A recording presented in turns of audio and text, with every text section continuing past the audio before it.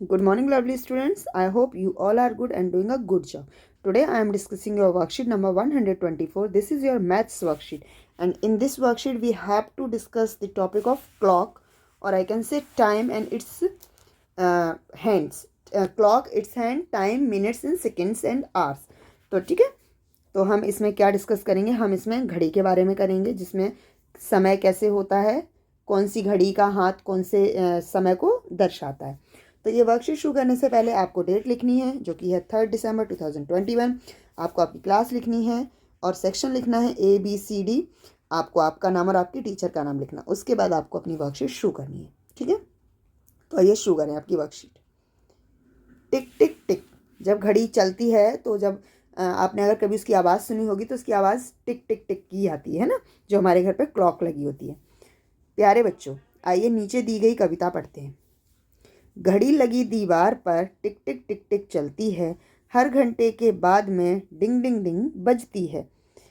इसे देख कर पाता है चलता चलता, इसे देख कर पता है चलता कब खाना कब पढ़ना है। इसे देख कर पता है चलता कब उठना कब सोना है।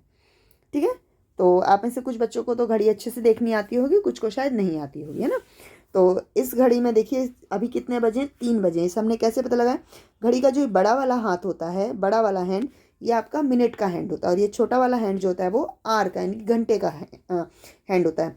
तो जब बड़ा हैंड 12 पर हो और छोटा हैंड किसी भी संख्या पर हो, तो उसका मतलब होता है कि उतने बज रहे हैं। ठीक है, जब बड़ा हैंड आगे पीछे खिसक जाता है और छोटा हैंड भी आगे पीछे खिसकता है, तो उसका मतलब होता है कि उतने बज गए हैं, उतने बजकर इतने मिनट हैं, या उतने बजने में उतने कम मिनट हैं।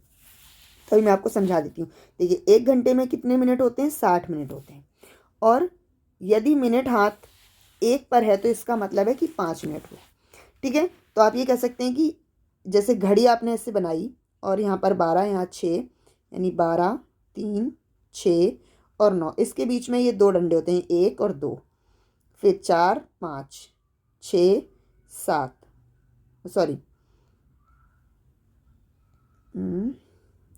7, 8, फिर गलत हो गया,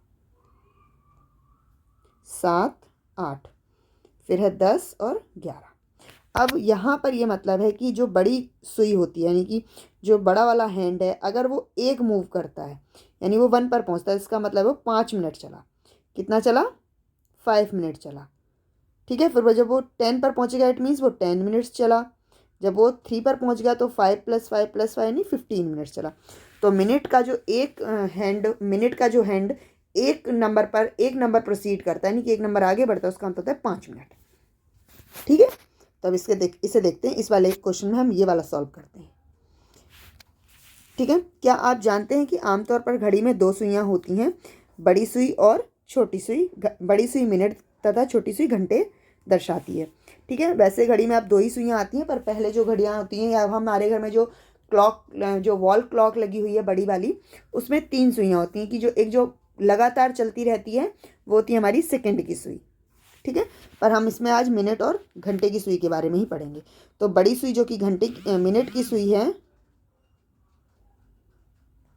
जो हमारी बड़ी सुई यानी कि जो मिनट की सुई है, उसके बारे में आज पढ़ेंगे। हमने देखा कि अगर वो 1 पर है तो 5 मिनट, 2 पर है तो 10 मिनट, 3 पर है तो 15 मिनट, 4 पर है तो 20 मिनट। तो इसे हम सीक्वेंस को फिल करना है। देखिए, अगर बड़ी सुई 1 पर है तो छोटी सुई तो कितने मिनट हुए? 5। बड़ी सुई 2 पर है तो कितने मिनट हुए? 10। अगर बड़ी सुई 3 पर है तो कितने मिनट होने चाहिए? 15। ठीक है, 5-5 जुड़ते रहेंगे। बड़ी सुई 4 पर है तो 20 मिनट, बड़ी सुई 5 पर है तो 25 मिनट, बड़ी सुई 6 पर है तो 30 मिनट, बड़ी सुई 7 पर है तो 35 मिनट, और बड़ी सुई अगर 8 पर है तो होंगे 40 मिनट। बड़ी सुई 9 पर है तो 45 मिनट, बड़ी सुई 10 पर है तो 50 मिनट, बड़ी सुई अगर 11 पर है तो कितना होगा? 55 मिनट, और बड़ी सुई 12 पर है तो 60 मिनट। यानी कि जब बड़ी सुई 12 पर पहुंच जाएगी तो हमारा 1 घंटा हो जाएगा, क्योंकि 60 मिनट बराबर होते हैं 1 घंटा। ठीक है, अब आगे देखते हैं क्या करना है।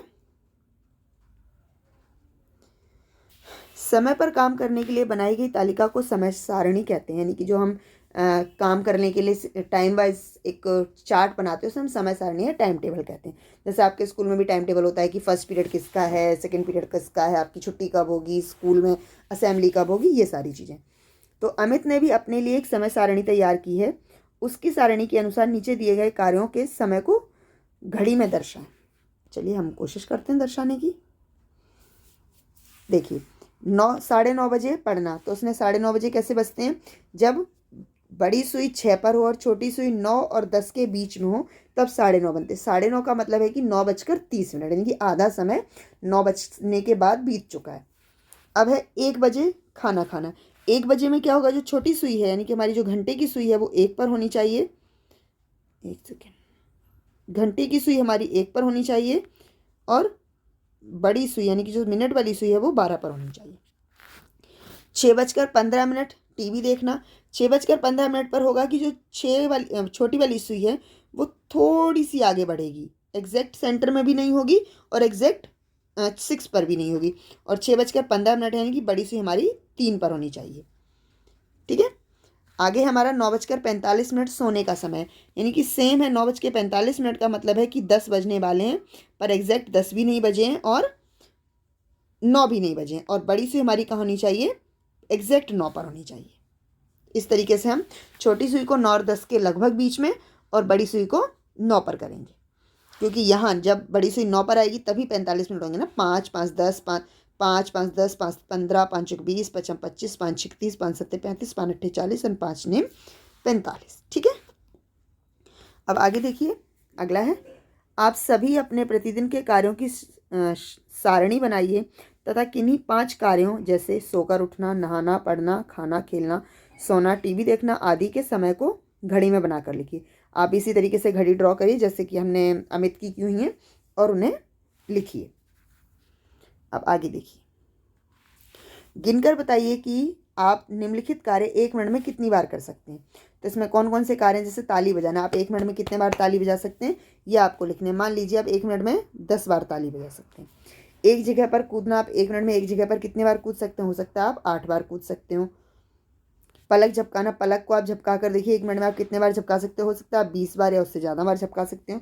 और चुटकी बजाना इस तरीके से, तो कितनी बार चुटकी बज सकती हो सकता है आप 10 बार बजाएं और ज़्यादा ही बजा सकते हैं। ठीक है, अब है आखिरी, इस कार्यपत्रिका को करने में आपको कितना समय लगा। मुझे इस कार्यपत्रिका को करने में लगा 7 मिनट और 35 सेकेंड। ठीक है, तो आपको कितना लगा है आप वो अपने लिख सकते हैं। और पेरेंट्स के लिए सजेशन है कि आप बच्चों को टाइम का सही यूज़ कैसे करना है ये बताएं और उसका क्या महत्व है ये समझाएं। ठीक है, तो उम्मीद है आपको ये वर्कशीट यूज़फुल लगी होगी और समझ में आई होगी। अगर समझ में आई और यूज़फुल लगी तो इसे लाइक कीजिए, शेयर कीजिए और हमारे चैनल को सब्सक्राइब कीजिए। Thank you.